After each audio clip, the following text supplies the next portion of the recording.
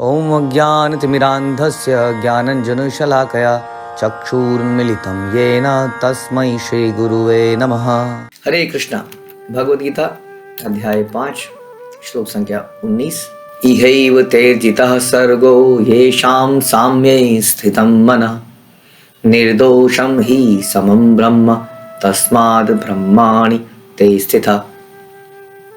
जिनके मन एकत्व तथा समता में स्थित हैं, उन्होंने जन्म तथा मृत्यु के बंधनों को पहले ही जीत लिया है। वे ब्रह्म के समान निर्दोष हैं और सदा ब्रह्म में ही स्थित रहते हैं। तो इससे पिछले श्लोक में हमने चर्चा करी थी किस प्रकार से जो एक भक्त है वो कैसे हर चीज को एक समान दृष्टि से देख पाता है, चाहे वो एक गाय हो, हाथी हो, कुत्ता हो, चंडाल हो, विद्वान ब्राह्मण हो। ये समदर्शिता उसके अंदर आती है भगवान के सब जीवों के अंदर, उस कॉमन भगवान के होने से वो हर वस्तु को भगवान के अंश के रूप में, शक्ति के रूप में देखता है। इसलिए किसी वस्तु से घृणा कर ही नहीं पाता है। इसलिए एक भक्त भौतिक संसार से भी घृणा नहीं कर पाता है। मायावादी लोग संसार से घृणा करते हैं, शरीर से घृणा करते हैं, वो कहते हैं सब कुछ माया है। लेकिन भक्त जो है जानता है कि माया भी भगवान की शक्ति है, कैसे भगवान की शक्ति को भगवान की सेवा में लगाया जाए। इसलिए वो हर चीज को समान भाव से देख पाता है। और जो इस प्रकार से ये एकत्व और ये समता डेवलप कर लेता है, समझ लीजिए उसने जन्म मृत्यु के बंधनों को जीत लिया है। वो केवल अपना एक तरह से समय काट रहा है। एक बार वो जाएगा भगवान के धाम में तो वापस नहीं आएगा, क्योंकि उसने ऑलरेडी इसी जीवन में इस जन्म मृत्यु को जीत लिया है वास्तव में। वे ब्रह्म के समान निर्दोष है, यानी कि वो जो भी करता है देखने में लगता होगा कि वो दोषी है, वो गलत कर रहा है, लेकिन क्योंकि वो इन चीजों से ऊपर है इसलिए वो जो भी कर रहा है वो उसकी चेतना में लोग गलत समझ रहे हैं उसको, लेकिन वो ऐसा नहीं कर रहा है। लेकिन आम आदमी समझ नहीं पाता है। जैसे कि जीसस क्राइस्ट को लोग नहीं समझ पा रहे थे। हमने यही देखा सारे धर्मों में भी, चाहे वो मुस्लिम धर्म में हो, जहाँ पर कि जो कि उनके मैसेंजर्स थे, उन मैसेंजर्स को गलत समझा गया और उनके ऊपर अटैक कर दिया गया। तो आम आदमी समझ नहीं पाता है।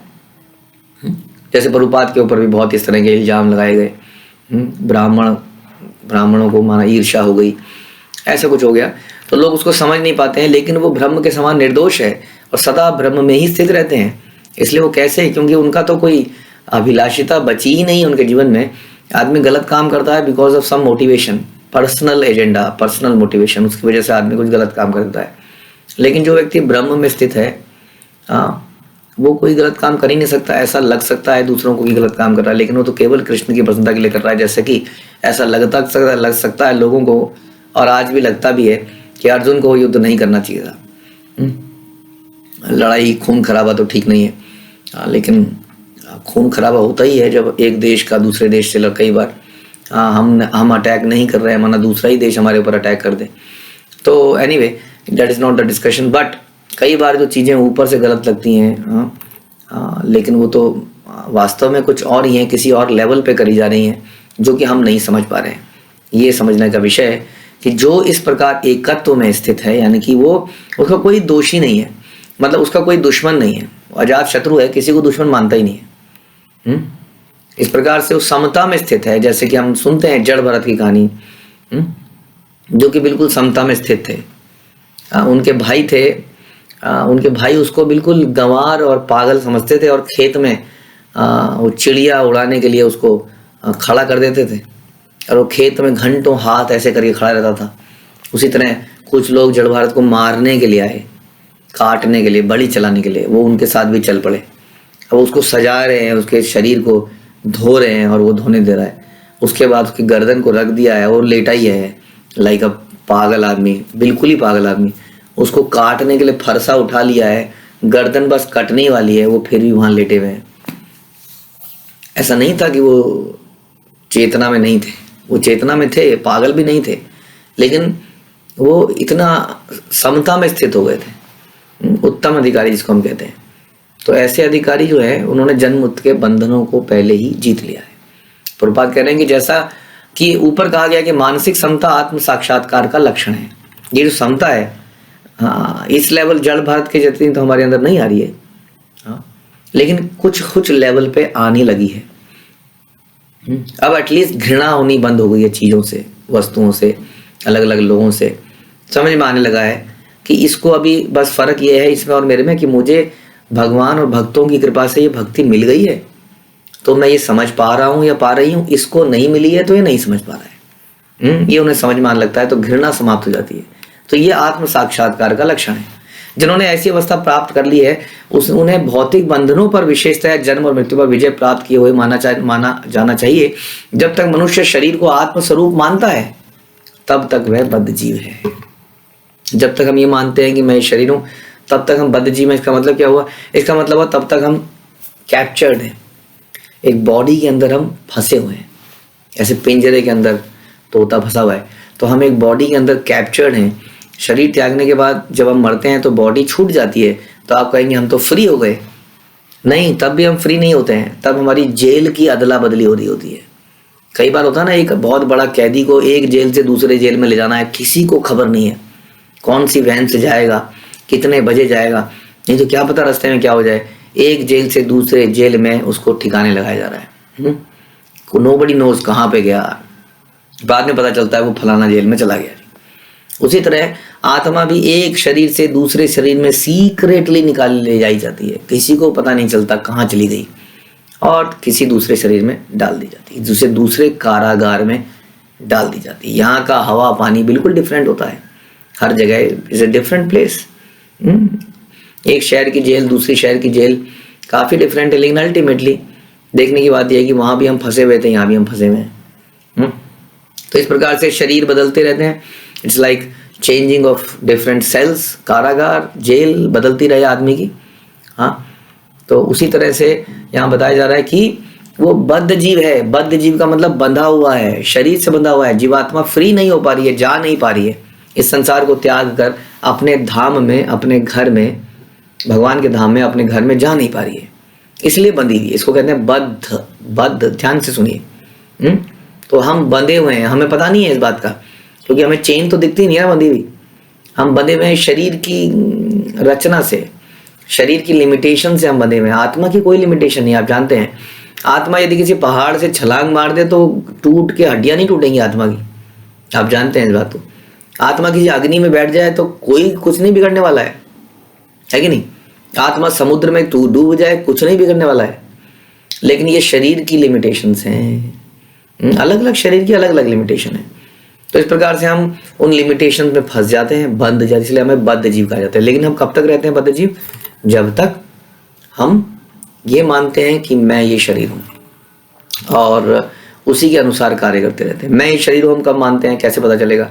जब इस शरीर के अपमानित होने से हमें अपमान महसूस होता है, इसका गुणगान होने से हमें गर्वान्वित महसूस होता है। तो इसका मतलब अभी भी मैं ये समझ रहा हूँ कि मैं ये शरीर हूँ। थोड़ा मुश्किल काम तो है, मानते हैं इस बात को, लेकिन जब हम जड़ भारत जैसे लोगों की कथाएं सुनते हैं और भक्तों की कथाएं सुनते हैं तो हमें थोड़ा थोड़ा हमारी रियलाइजेशन ऊपर बढ़ती है। कहीं पर हमारे ऊपर जरा सा कोई देख भी लेता था, पैर भी रख देता था तो हमें गुस्सा आ जाता था। आप आज हो सकता है 10 में से 9 बार ना आता हो, 1 बार 2 बार अभी भी आ जाता हो, इट्स ओके। हम धीरे धीरे इम्प्रूव कर रहे हैं और भी इसको इम्प्रूव करेंगे।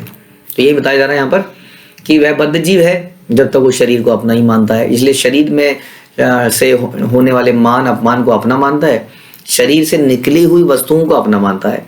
हमारे शरीर से क्या निकलता है? एक बच्चा निकलता है।